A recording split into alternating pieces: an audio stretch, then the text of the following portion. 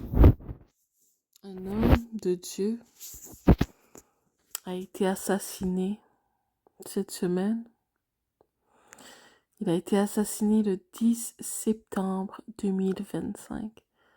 Son nom était Charlie Kirk. C'est un homme que je suivais un petit peu sur les médias sociaux, mais je connaissais pas tant. Je portais pas tant attention à lui. Mais lorsque j'ai appris qu'il a été assassiné, j'ai ressenti une douleur et une tristesse que j'ai jamais ressentie auparavant. Même pas pour la mort de ma grand-mère, ni de d'autres que j'aime ou que je connaissais. Et j'ai commencé à voir partout sur Internet des chrétiens qui disaient la même chose, qui ne connaissaient pas vraiment cet homme. Et pourtant la tristesse les a frappés avec tellement de... C'était une tristesse surnaturelle.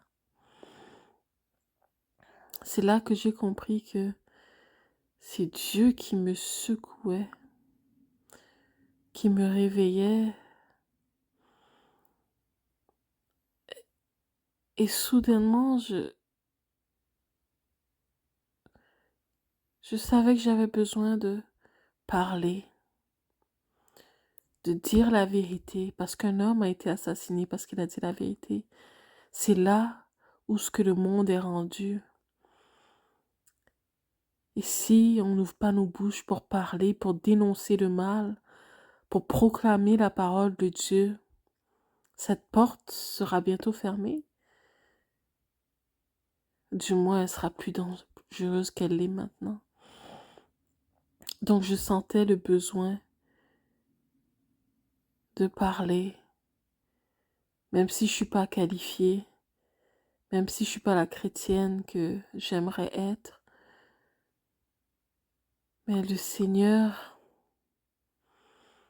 m'a clairement choquée cette journée-là, a tenté de me réveiller. Et je pense que c'est pour ça que j'ai créé cette chaîne YouTube. Parce qu'un homme a été tué, un frère en Christ, un membre du corps de Christ, assassiné.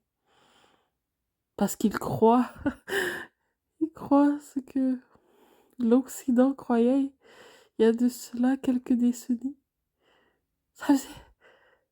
Ces croyances sont les croyances de l'Occident depuis des centaines d'années.